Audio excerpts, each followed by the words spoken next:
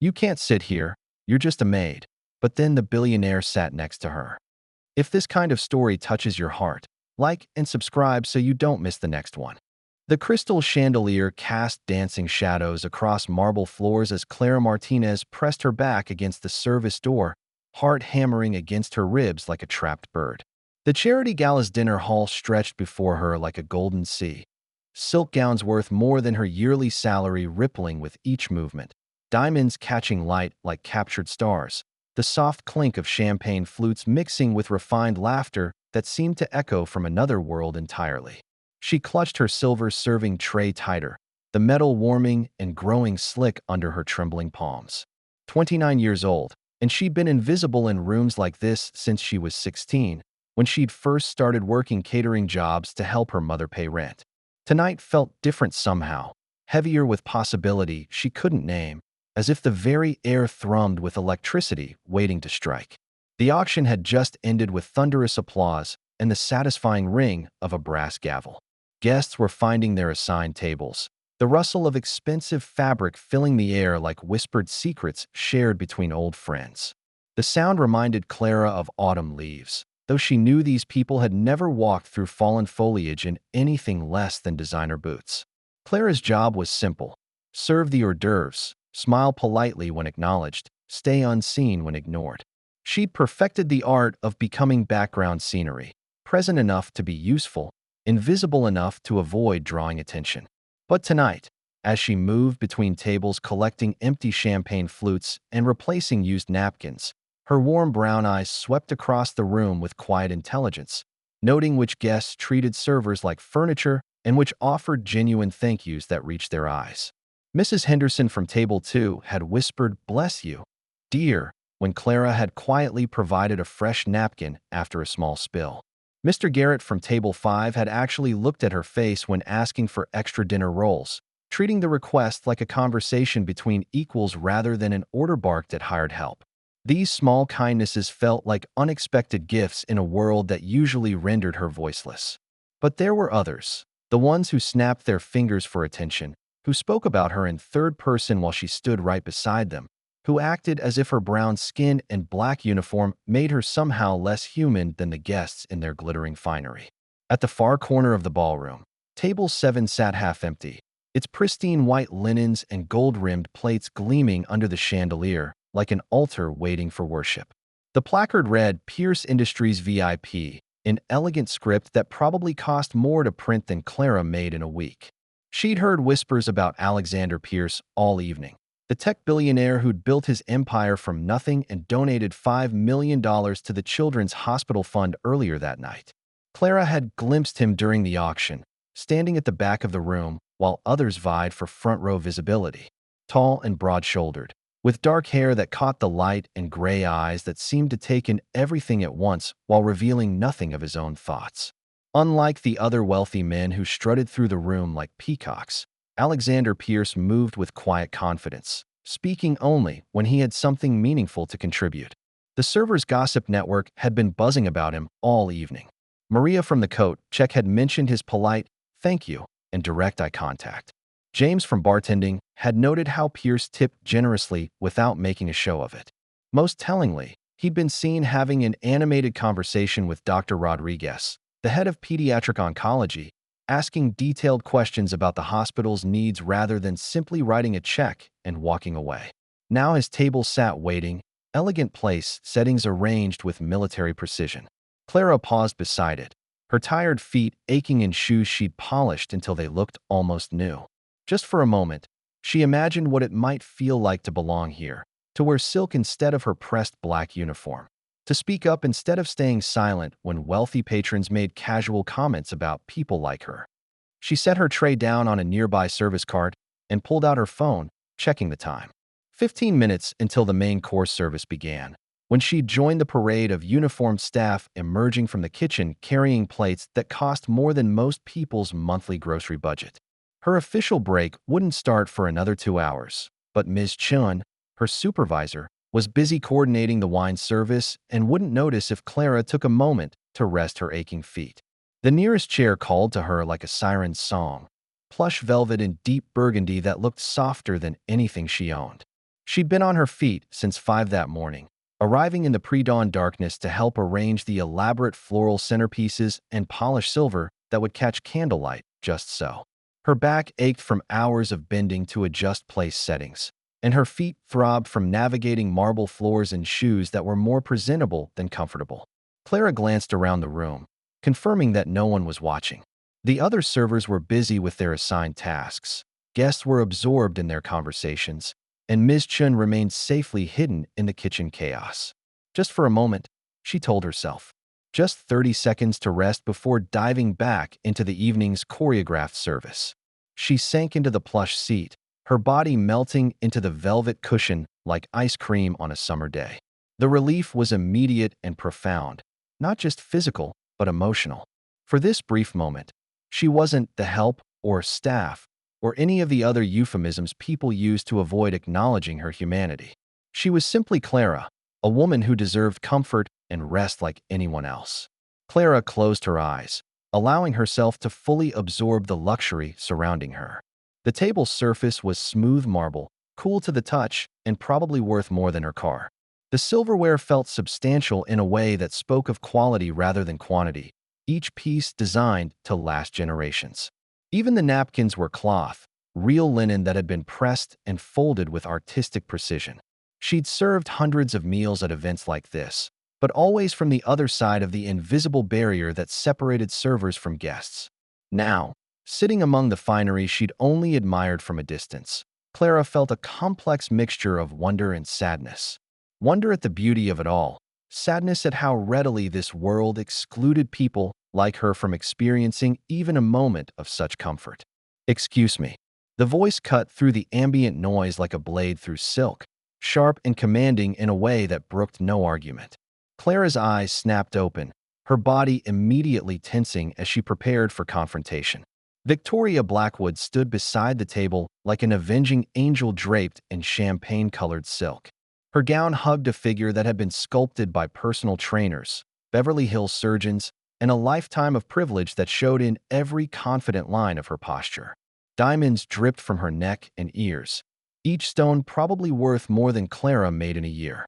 Her blonde hair was swept into an elaborate updo that had likely required hours of professional styling, and her blue eyes, enhanced by expert makeup that had probably cost more than Clara's monthly rent, held the cold precision of someone accustomed to being obeyed without question. "You can't sit here," Victoria announced, her voice pitched just loud enough to carry to nearby tables, but not so loud as to cause a general disruption. It was the perfect volume for public shaming, intimate enough to seem like a private correction, loud enough to ensure witnesses. The words landed like physical blows, each syllable designed for maximum impact. Heat rushed to Clara's cheeks as conversations at surrounding tables quieted, the subtle shift in attention as palpable as a change in air pressure. She felt the weight of dozens of eyes turning toward their corner, the suffocating pressure of sudden scrutiny that made her skin crawl and her breath come in shallow gasps. "You're just a maid," Victoria continued, the words dripping with a disdain that had been refined over generations of inherited wealth and unquestioned social superiority. "Just a maid." The phrase echoed in Clara's mind, carrying with it every slight she'd ever endured, every time she'd been made to feel less than human because of her uniform or her skin color or her accent that still carried traces of her childhood in East Los Angeles. Just a maid, as if her dreams and fears and hopes meant nothing.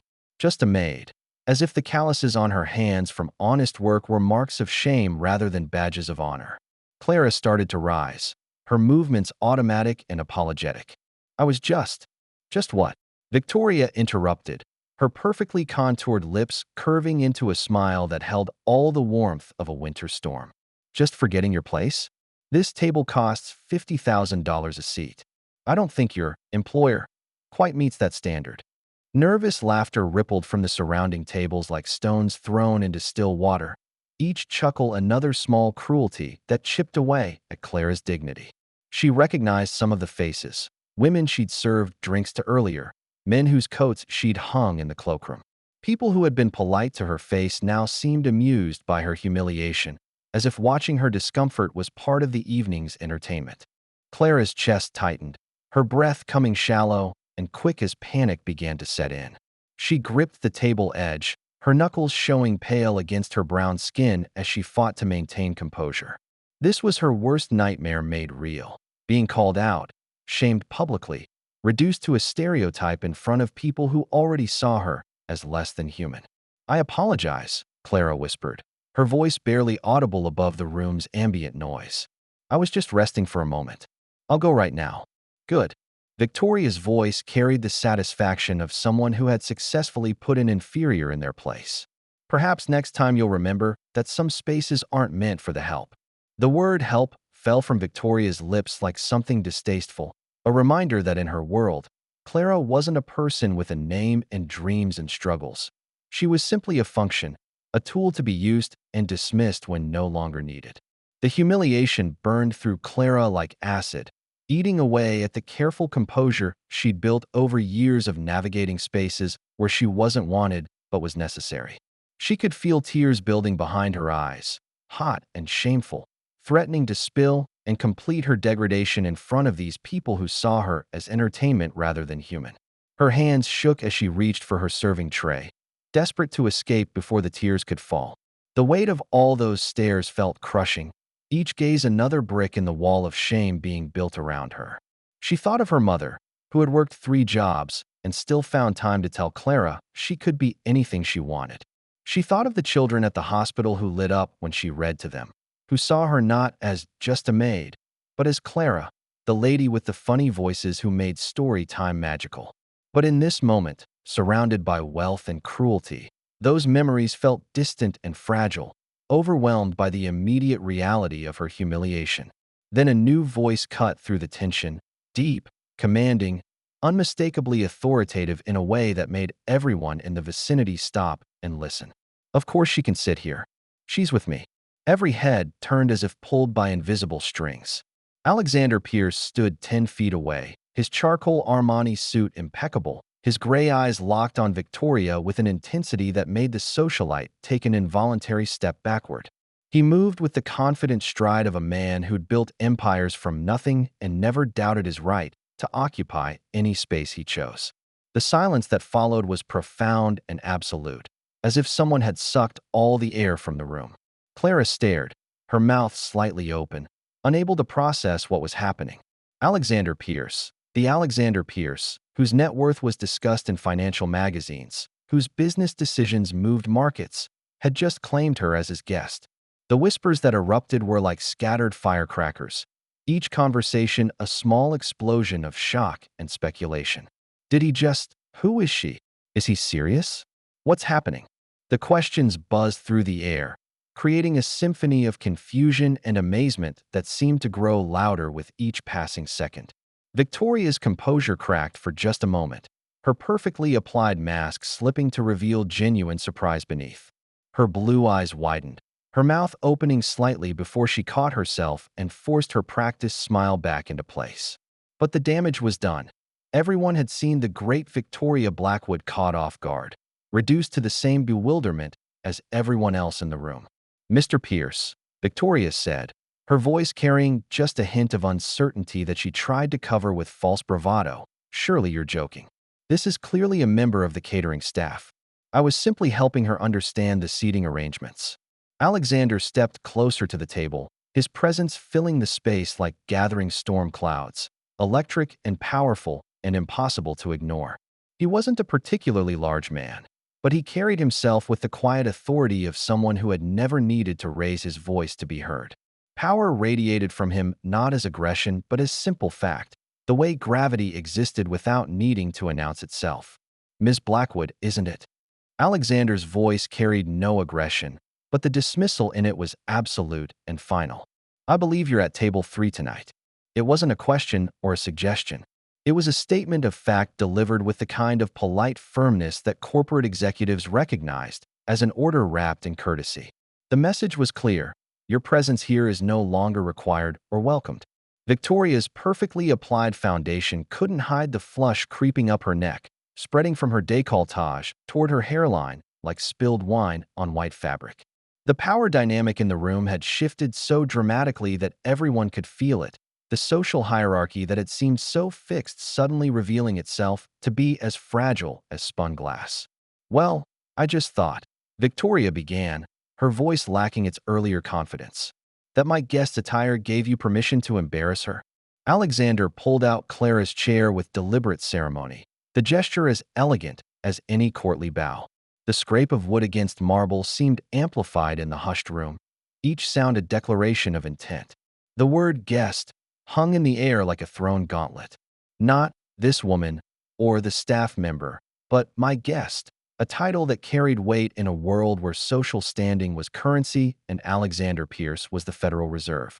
"Please sit," Alexander said to Clara, his voice gentle but leaving no room for argument.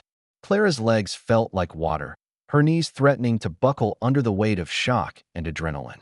She sank back into the chair, her mind reeling as she tried to process what was happening around them. The dinner hall hummed with barely contained excitement, the kind of electric energy that preceded major social scandals or legendary stories that would be retold at dinner parties for years to come. Camera phones appeared despite the event's strict no photography policy, held discreetly at table level but pointed unmistakably in their direction. By morning, this moment would be splashed across social media and society pages, analyzed and dissected by people who live for drama among the wealthy elite. Alexander settled into the seat beside her with the fluid grace of a man completely comfortable in his own skin. His movements were relaxed and natural, as if sitting next to a maid at a $50,000 table was the most normal thing in the world. He reached for the crystal water pitcher and poured water into Clara's glass with the same care a sommelier might show with vintage wine, then filled his own. The gesture was simple but profound in its implications. In a world where servers poured water for guests, watching a billionaire serve a maid was revolutionary. The symbolism wasn't lost on anyone in the room. This was more than kindness.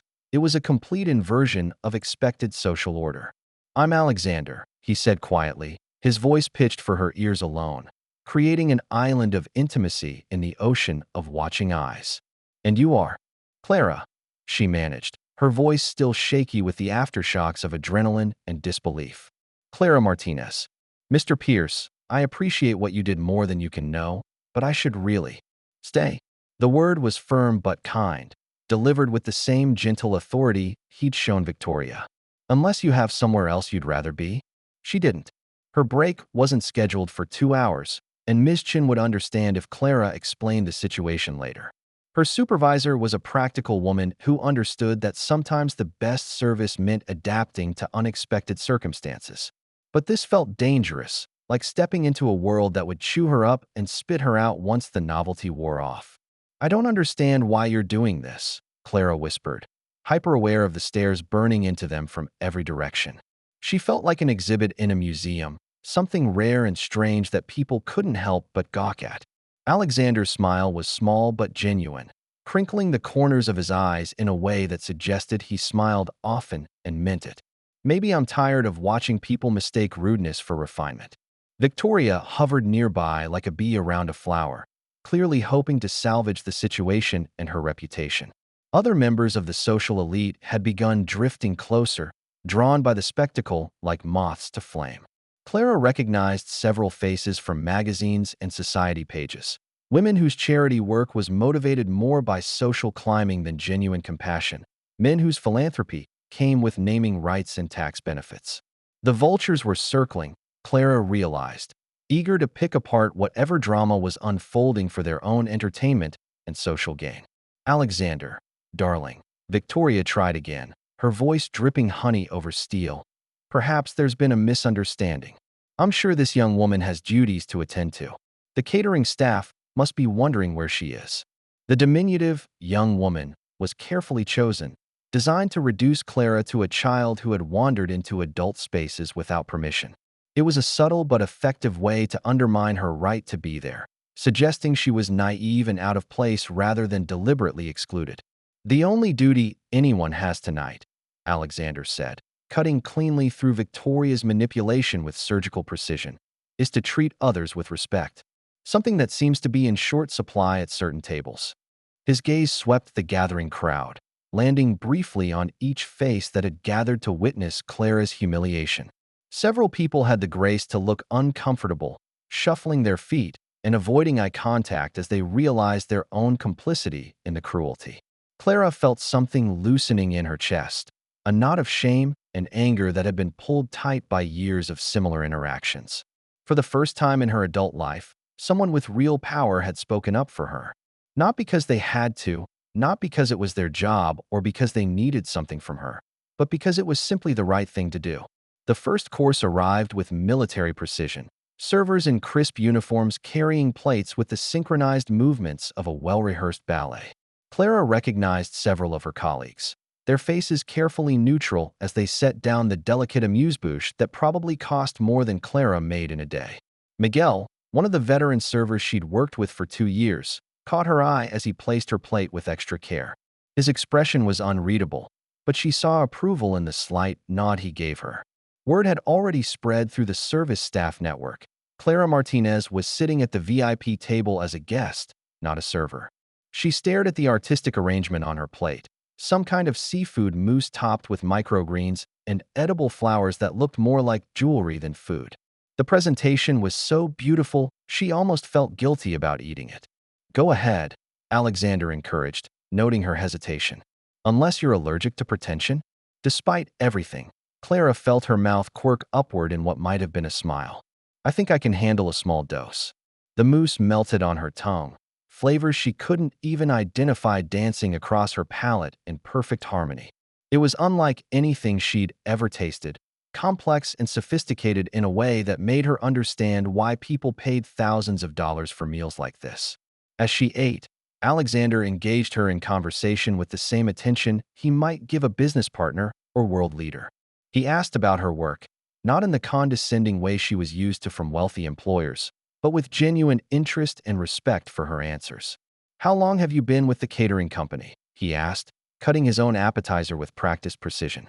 3 years, Clara replied, gradually relaxing as she realized he was genuinely listening to her responses. "But I also work part-time at the Children's Hospital, the one tonight's fundraiser supports. I volunteer in the playroom when I can." Alexander's eyebrows rose with what appeared to be genuine interest rather than polite surprise. "What do you do there?" "Read to the kids, mostly. Help with art projects. Some of them are there for months at a time, and they get lonely." Clara's voice grew stronger as she talked about something she truly cared about, something that gave her life meaning beyond simply earning a paycheck. Their families can't always be there because of work or other children, so volunteers help fill that gap. "That must be emotionally difficult," Alexander observed. "Working with sick children."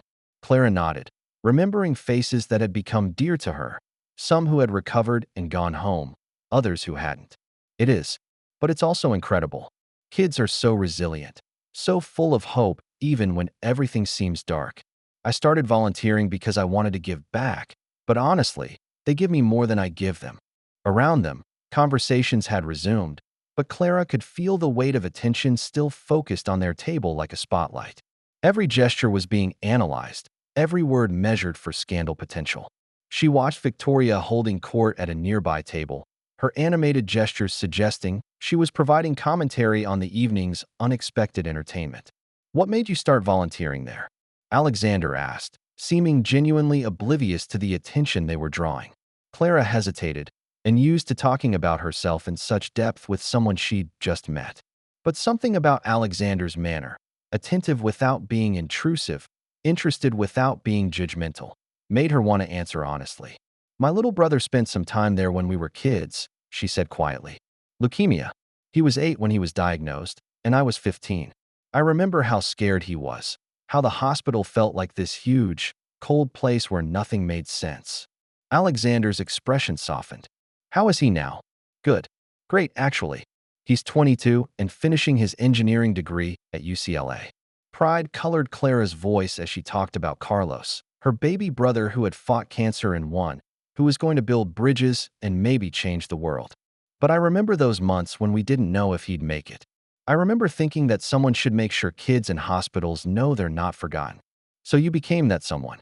Clara shrugged, embarrassed by the praise implicit in his observation. "I just read stories and play games. It's not exactly saving lives." isn't it? Alexander asked quietly. Hope can be medicine too. The main course arrived with the same choreographed precision as the appetizer, perfectly prepared salmon with seasonal vegetables arranged like abstract art on plates that probably cost more than Clara's monthly car payment. She had served hundreds of these plates over the years, but never imagined she'd be eating one. The first bite was a revelation, flavors melding in ways she hadn't known food could achieve. The salmon was cooked to perfection, flaking apart at the touch of her fork, the vegetables retaining just enough bite to provide textural contrast. Even the sauce was a work of art, some kind of reduction that added depth without overwhelming the delicate fish. Good, Alexander asked, noting her expression of surprise and delight. Incredible, Clara admitted. I've served this dish dozens of times, but never had the chance to actually taste it. Never. Alexander seemed genuinely surprised. Clara shook her head. Staff meals are usually sandwiches or whatever's left over from prep. We don't exactly get to sample the menu. That seems like an oversight that needed correcting, Alexander said with a slight smile. As the evening progressed, Clara began to understand why Alexander Pierce commanded such respect in business circles. He listened more than he spoke, asked thoughtful questions that showed he was genuinely processing her answers, and treated every topic, even casual conversation with a maid he'd just met, as if it mattered. But their island of normalcy couldn't last forever. The other guests weren't content to let the evening slide into comfortable dinner conversation. Victoria had rallied her social circle, and Clara could see them plotting at nearby tables, their heads bent together in the universal posture of conspiracy. I should probably go, Clara said as dessert was being cleared by servers who studiously avoided making eye contact with her. The role reversal felt strange and slightly uncomfortable, being served by colleagues who were probably wondering how she'd managed to land a seat at the most exclusive table in the room. This has been amazing, she continued, but I don't want to cause you any problems. People are already talking. People are always talking, Alexander replied, echoing his earlier dismissal of gossip. Usually about things that matter far less than they think. Before Clara could respond, Victoria appeared at the table again, this time flanked by two other society women whose diamond jewelry caught the chandelier light like armor. Their faces wore expressions of concerned disapproval, as if they were staging an intervention for Alexander's own good. Alexander, we need to talk, Victoria announced, her voice carrying across nearby tables with theatrical urgency. About your choices tonight. The pause before choices was deliberate, loaded with implication that his decision to dine with Clara was somehow scandalous or inappropriate. It was a masterful piece of social manipulation, suggesting impropriety without making specific accusations that could be challenged. Alexander didn't even look up from his coffee, stirring it with the same calm attention he might give to reviewing quarterly reports. I'm having a conversation, Victoria. Perhaps you could wait your turn.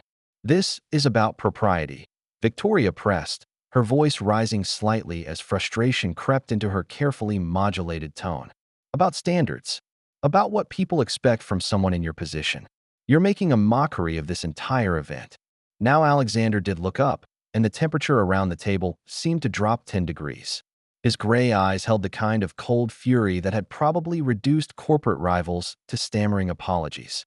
When he spoke, his voice was quiet, but carried the unmistakable authority of someone accustomed to being obeyed. I'm sorry, whose event is this? Victoria faltered, clearly not expecting the question. Well, the hospital's, of course, but then perhaps you should focus on the cause instead of policing the guest list. One of Victoria's companions, a thin woman with surgically perfect features and diamonds that probably cost more than most people's houses, stepped forward with the confidence of someone who had never been denied anything she wanted. We're just concerned about your reputation, Alexander, she said, her voice syrupy with false concern. People are talking. There will be pictures in the papers tomorrow. Questions about your judgment. The woman's name was Patricia something or other, Clara remembered from the society pages.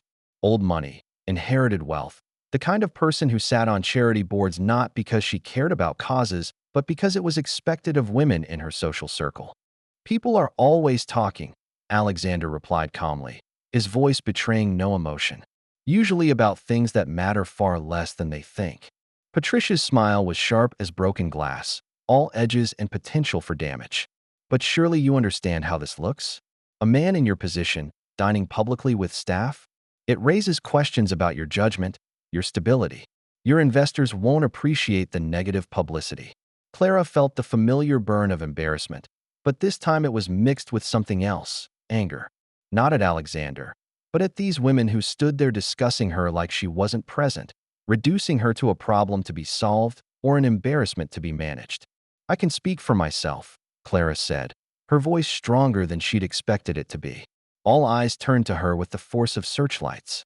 Victoria's smile could have cut glass. Patricia looked genuinely surprised that the help had dared to speak, and several other spectators moved closer, sensing that the evening's drama was about to reach its climax. "Oh, please do," Victoria said, her voice dripping false encouragement. "I'd love to hear how you justify disrupting a charity event with your performance." The word performance was carefully chosen, suggesting that Clara's presence at the table was somehow calculated or manipulative rather than the result of Alexander's invitation. It was designed to make her seem like a social climber or gold digger rather than someone who had simply accepted an unexpected kindness. Clara stood slowly, her back straight and her hands steady despite the adrenaline flooding her system. She had faced down angry customers, demanding bosses, and bureaucrats who treated people like her as obstacles rather than humans. She had sat beside hospital beds and held the hands of frightened children. She had worked 3 jobs to put herself through community college and still found time to volunteer. She was not going to be intimidated by women who had never worked a day in their lives. "I'm not disrupting anything," Clara said, her voice carrying clearly through the hushed room. "I was invited to sit at this table by someone who paid for that privilege. The only disruption I see is coming from people who think their money buys them the right to humiliate others for entertainment." The words hung in the air like a thrown gauntlet. Around them, conversation stopped entirely, the ambient noise of the dinner party fading to almost complete silence. This was no longer background drama. This had become the main event, the story people would retell for months. Victoria's carefully maintained composure cracked like ice on a pond. Her face flushed deep red, the color spreading from her chest to her hairline in a way that her expensive makeup couldn't hide. Her hands clenched at her sides, manicured nails digging into her palms. "How dare you speak to me like that?" Victoria's voice rose to a pitch that carried across the entire ballroom. "Do you have any idea who I am? What I could do to your pathetic little career?" The threat hung naked in the air, all pretense of politeness abandoned. This was raw power flexing, the kind of casual cruelty that people like Victoria wielded like weapons against those they considered beneath them. "Someone who forgot that money can't buy class," Clara replied quietly, her voice steady despite the pounding of her heart. The response was simple, devastating, and absolutely true. In 6 words, Clara had reduced Victoria's wealth, status, and social position to irrelevance, highlighting the one thing that money couldn't purchase: basic human decency. Gasps rippled through the crowd like dominoes falling. Someone at a nearby table actually applauded before catching themselves and falling silent. The sound hung in the air for a moment before being swallowed by the collective held breath of everyone watching. Victoria's face went from red to white, then back to red, her mouth opening and closing like a fish out of water. She had expected tears, apologies, perhaps begging for forgiveness. She had not expected to be intellectually eviscerated by someone she considered her social inferior. "I don't have to listen to this from the help," Victoria finally managed, her voice shaking with fury and humiliation. "No," Alexander said, standing to his full height beside Clara like a pillar of support. "You don't. You could choose to walk away. But instead, you're choosing to make a scene at a charity event, embarrassing yourself and everyone forced to witness your behavior." His voice was calm, almost conversational, but it carried the weight of absolute authority. Around them, the crowd of spectators had grown larger, drawn by the drama, but now looking uncomfortable as they realized their own complicity in what had become a public shaming. The standoff stretched for what felt like hours, but was probably only seconds. Victoria looked around at the faces surrounding them, some sympathetic to her position, but many clearly uncomfortable with her behavior. These were her peers, her social circle, and she could see the judgment in their eyes. Finally, she turned on her designer heel with the dramatic flair of someone making an exit from a stage. This is absolutely ridiculous. I won't stand here and be insulted by staff." She stalked away, her friends trailing behind like confused ducklings, their solidarity wavering in the face of public opinion that was clearly turning against them. As they retreated, conversations slowly resumed around the room, but the energy had shifted completely.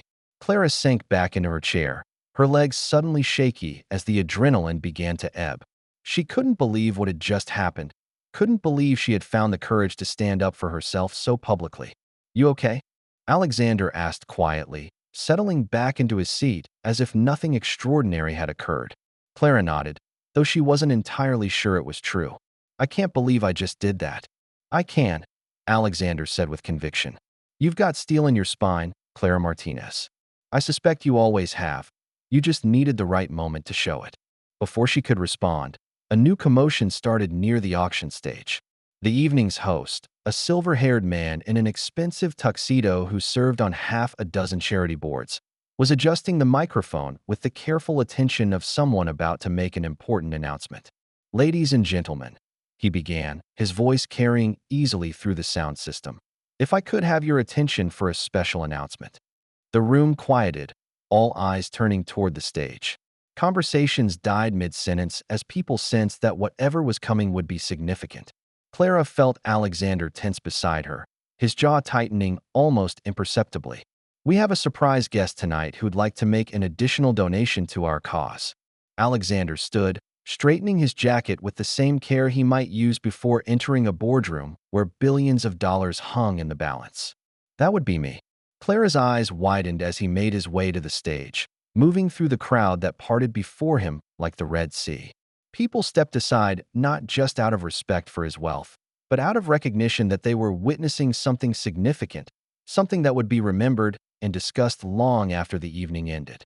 The host handed Alexander the microphone with the reverence typically reserved for heads of state or Nobel Prize winners, stepping back to give him the stage completely. "Thank you all for coming tonight," Alexander began, his voice carrying easily through the sound system and filling every corner of the ballroom. "The Children's Hospital does incredible work that I've had the privilege to see firsthand through various community partnerships and initiatives." He paused, his gray eyes scanning the crowd with the practiced ease of someone comfortable addressing large audiences. But when his gaze found Clara's table, it lingered for a moment longer than coincidence would explain. "Tonight, I had the honor of sharing dinner with someone who volunteers her free time at that hospital," Alexander continued, his voice growing warmer as he spoke. "Someone who reads to children who are far from home and scared. Someone who helps with art projects and games, who gives of herself not for recognition or tax benefits, but because she believes every child deserves comfort and hope." Clara's heart hammered so hard she was certain everyone in the room could hear it echoing through the sound system. Around her, heads turned like flowers following the sun, whispers starting again as people began to piece together who Alexander was talking about. "This woman reminded me tonight why we're really here," Alexander continued, his voice carrying the weight of absolute conviction. "Not to see and be seen, not to network or social climb, but to support an institution that sees past wealth and status to the fundamental worth of every human being." The room was completely silent now, 500 of the city's most powerful people hanging on every word from a man whose opinion could move markets and topple governments. "She reminded me that dignity isn't measured by bank account balances or designer labels. That character isn't determined by zip codes or alma maters. That true worth has nothing to do with what you can afford to buy and everything to do with what you choose to give." His eyes found Clara's again across the crowded room, and in that moment, she felt as if he was speaking directly to her heart. In honor of her example, and her reminder that we should measure people by their actions rather than their accessories, "I'm pledging an additional $10 million to the Children's Hospital." The announcement hit the room like a physical force. Gasps echoed through the hall, followed by a moment of stunned silence before thunderous applause erupted from every corner. $10 million was more than the entire evening was expected to raise, more money than most people could even conceptualize. But Alexander wasn't finished. "I've learned something important tonight about measuring worth," he said, waiting for the applause to die down. "In rooms like this, We often mistake price tags for value, designer labels for character, social position for moral standing. We create hierarchies based on wealth and wonder why our society feels so hollow, so divided, so lacking in basic human compassion. The applause had faded to absolute silence again. This wasn't just a donation announcement anymore.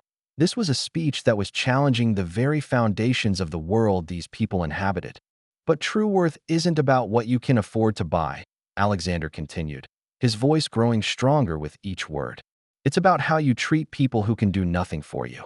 It's about seeing dignity in every human being, regardless of their uniform or their accent or their address. It's about having the courage to stand up for what's right, even when it's uncomfortable. Clara felt tears building in her eyes. But these weren't tears of humiliation. They were tears of recognition, of validation, of finally being seen and valued for who she truly was. "So thank you," Alexander said, his voice softening again, "to the woman who reminded me of these truths, who showed me that real class has nothing to do with social class, who demonstrated that true nobility comes from nobility of spirit, not nobility of birth." He handed the microphone back to the stunned host and walked calmly back to his table through a crowd that seemed frozen in place, their understanding of social order fundamentally shaken by what they'd just witnessed. When he sat down beside Clara, she could barely find her voice. "You didn't have to do that." "Yes, I did," Alexander replied simply. "Not the money, though the hospital can certainly use it. But the rest? Someone needed to say it. Someone needed to call out the cruelty and remind people that we're all human beings deserving of basic respect." Around them, the atmosphere had completely transformed. Where before there had been whispers and stares of judgment, now there was something else: curiosity, respect, even admiration. The story of the evening had been rewritten completely. Clara was no longer the maid who had overstepped her bounds. She was the volunteer who had inspired a $10 million donation through her example of selfless service. People began approaching their table, but now they came with genuine interest rather than morbid curiosity. Dr. Rodriguez, the head of pediatric oncology whom Clara knew from her volunteer work, made her way through the crowd with tears in her eyes. "Clara, my dear," Dr. Rodriguez said, her voice thick with emotion, "I had no idea you'd be here tonight. Mr. Pierce, thank you for recognizing what we in the hospital have known for years. This young woman is extraordinary. She reads to my patients," Dr. Rodriguez continued, addressing the small crowd that had gathered around their table. "She remembers their names, their favorite stories, their fears and dreams. She's there during the hardest moments, bringing light into some very dark places." More people from the hospital approached: nurses Clara had worked with, administrators who had seen her dedication firsthand, even a few former patients' parents who recognized her as the volunteer who had helped their children through difficult treatments. Victoria's friends had melted away, their ringleader nowhere to be seen. The people who remained seemed genuinely interested in Clara's work at the hospital, asking thoughtful questions and sharing their own experiences with the institution. Margaret Chun, Clara's supervisor, appeared at the table looking somewhat bewildered but pleased. "Clara, honey, I've been looking everywhere for you. People are saying," she stopped, taking in the scene around the table. "Well, I can see the rumors are true. Is she in trouble?" Alexander asked, genuine concern in his voice. Ms. Chen laughed, a sound of pure delight. "Trouble? Mr. Pierce, half the kitchen staff is ready to name their firstborn after her. The other half wants her autograph. In 30 years of catering, I've never seen anything like this." She leaned down to whisper in Clara's ear. "You take all the time you need here, sweetheart. The other girls have your station covered, and honestly, you've probably done more for our company's reputation tonight than a year's worth of advertising could manage." As the evening continued, Clara found herself in conversations she'd never imagined having. A tech entrepreneur wanted to know about volunteer opportunities at the hospital. A prominent lawyer asked detailed questions about the challenges facing pediatric patients from low-income families. A real estate developer inquired about whether the hospital needed any facility improvements that his company might help with. But it was the conversation with James Morrison, a 17-year-old who had been treated at the hospital 2 years earlier, that moved Clara to tears. "You probably don't remember me," James said, approaching the table with his parents. "But you used to read to me during my chemo treatments.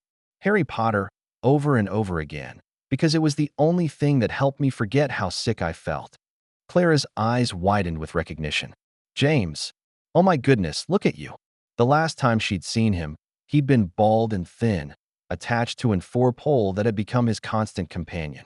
Now he was tall and healthy, his hair thick and dark, college acceptance letters probably waiting for him at home. You saved my sanity, James continued, his voice thick with emotion. Maybe my life. When everything felt hopeless, you made me believe in magic again. You made me remember that there were still good things in the world. His mother, a woman Clara remembered sitting vigil by James's bedside for months, took Clara's hands in hers. You have no idea what you meant to our family. During the darkest time of our lives, you were this bright spot, this reminder that there were angels walking among us. Alexander watched this interaction with interest, beginning to understand why Clara's example had affected him so profoundly.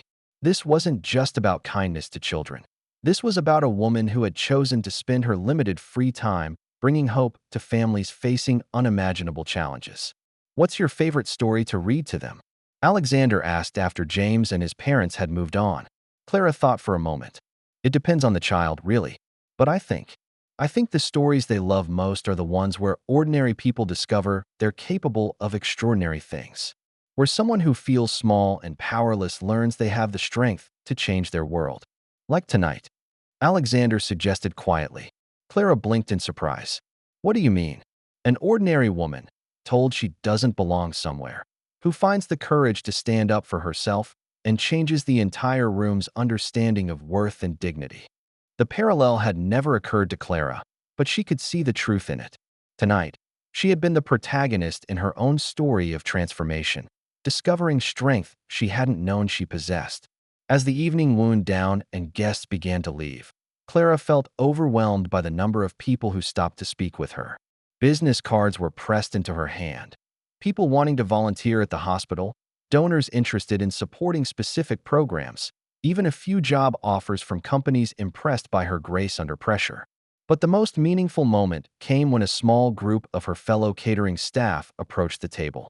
These were her colleagues, people who had worked alongside her for years, who knew her dedication and character better than anyone in the room. Clara, Maria from Coat Check said, her eyes bright with unshed tears. We just wanted to say how proud we are. You showed all these fancy people what real class looks like. You stood up for all of us, added James from the bar service. Every server, every custodian, every person they look right through. You made them see us. We've always known you were special, said Rosa, the head of housekeeping who had taken Clara under her wing when she first started. Tonight, everyone else figured it out too. Clara hugged each of them. These people who had become her second family, who had supported her through difficult times and celebrated her small victories. Their approval meant more to her than all the praise from wealthy strangers. When the last guest had finally departed and the cleanup began, Alexander walked Clara to the staff exit where she'd left her purse and keys. The parking garage was quiet, a stark contrast to the glittering chaos they'd left behind in the ballroom. I still can't believe this actually happened, Clara said as they reached her car, a 10-year-old Honda Civic that looked even more modest next to Alexander's waiting Tesla. Alexander was quiet for a moment, his hands in his pockets, looking more approachable than he had all evening without the formal dinner jacket and with his tie loosened slightly. Can I tell you something? He asked finally. Clara nodded, curious about what could make a billionaire look so thoughtful, almost vulnerable. My mother cleaned houses when I was growing up, Alexander said, his voice softer than she'd heard it all night. After my father left when I was 8, she worked 3 jobs to keep us afloat. She cleaned office buildings at night, houses during the day, and took in ironing on weekends. Clara felt something shift in her chest, a recognition of shared experience that went beyond tonight's dramatic events. I used to go with her sometimes to the office buildings, Alexander continued. I'd sit in lobby chairs doing my homework while she vacuumed around sleeping security guards and emptied trash cans. I watched people walk past her like she was invisible, like her work didn't matter, like she wasn't even human. His voice carried old pain, carefully controlled but still present after all these years. She died when I was a junior in college, Alexander said. Heart attack at 52. The doctor said it was brought on by stress, by working too hard for too many years.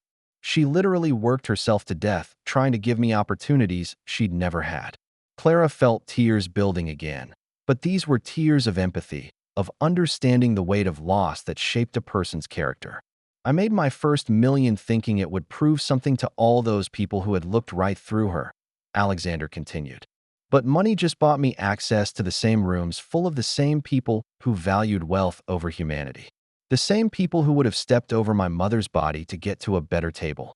He looked directly at Clara, his gray eyes holding a mixture of pain and determination. Tonight, watching Victoria humiliate you, seeing the way those people laughed at your discomfort, it was like watching my mother all over again. And watching you stand up for yourself, seeing your dignity in the face of cruelty, it reminded me of her strength. It reminded me that the only way to honor her memory is to call out that cruelty wherever I find it.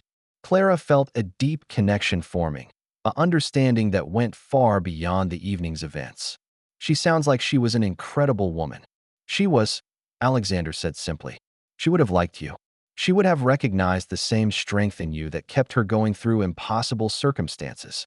They stood in comfortable silence for a moment, two people from different worlds who had found common ground in shared values and mutual respect. What happens now? Clara asked finally, because fairy tales had endings and real life had Monday mornings. Alexander smiled, and this time it reached his eyes completely.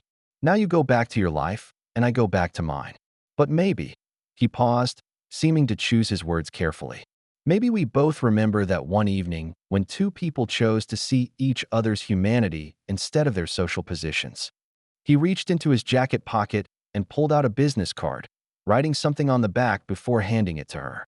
If you ever decide you want to do more than volunteer at the hospital, if you want to help expand their programs, reach more children, make a bigger impact, call me. I have a feeling you could accomplish extraordinary things if given the resources to match your heart. Clara looked at the card, seeing his direct phone number written in neat handwriting on the back. I don't know what to say. Say you'll think about it, Alexander suggested. Say you'll remember tonight not as the evening you were humiliated, but as the night you discovered your own power. As Clara drove home through the quiet streets, she replayed the evening in her mind like scenes from a movie she could barely believe she'd starred in. Tomorrow, she would return to her regular duties, serving people who might not remember her name, cleaning up after events she'd never be invited to attend as a guest. But something fundamental had changed. She had been seen, truly seen, by a room full of people who witnessed her worth being defended and celebrated. The woman who'd been told she was just a maid had become the inspiration for a $10 million donation and a speech about human dignity that would be quoted in newspapers and social media for weeks to come. More importantly, she had found her voice. In that moment when Victoria had tried to diminish her, Clara had chosen to stand up rather than shrink down. And in doing so, she had discovered something she'd always carried but never fully believed, her own unshakable worth. The next morning, as she prepared for her regular shift at the hospital, Clara chose her clothes differently. She still wore her volunteer badge and comfortable shoes, but she carried herself with new confidence. When she walked into the children's ward, several nurses and doctors stopped to congratulate her, having seen her picture on the front page of the society section. "Is it true you gave a speech that made Victoria Blackwood cry?" asked Dr. Peterson, the chief of staff, with barely concealed glee. Clara laughed, remembering the satisfaction of watching Victoria's composure crumble. "I just told the truth. Sometimes that's the most powerful thing you can do." As she settled into the playroom to read to her usual group of young patients, Clara realized the most important truth of all. She hadn't needed Alexander Pierce's validation to be worthy of respect, kindness, and a seat at any table. She had always been worthy. She had always deserved dignity and recognition for her contributions to the world. But sometimes, it takes another person's recognition to help us remember what we've always deserved to know about ourselves. That our worth isn't determined by our job titles or bank accounts, but by the love we bring to the world and the courage we find to stand up for what's right. 8-year-old Emma, currently battling leukemia with the same fierce determination her own brother had shown years earlier, looked up at Clara with bright eyes. "Miss Clara, you look different today." "Happy different." Clara smiled, opening the worn copy of Charlotte's Web that Emma had requested. I feel different too, sweetheart. Sometimes we discover that we're braver than we thought we were. Like Charlotte. Emma asked, referring to the spider who had saved her friend through the power of words. Exactly like Charlotte, Clara agreed, beginning to read in the voice that had brought comfort to hundreds of frightened children over the years. As she read about friendship and sacrifice and the power of believing in yourself, Clara understood that her story was far from over. Last night had been a beginning, not an ending. The first chapter in a new understanding of her own worth and potential. And in the children's eyes around her, she saw the same light she'd glimpsed in Alexander's. The recognition that true worth has nothing to do with what you own and everything to do with how you choose to treat the world around you.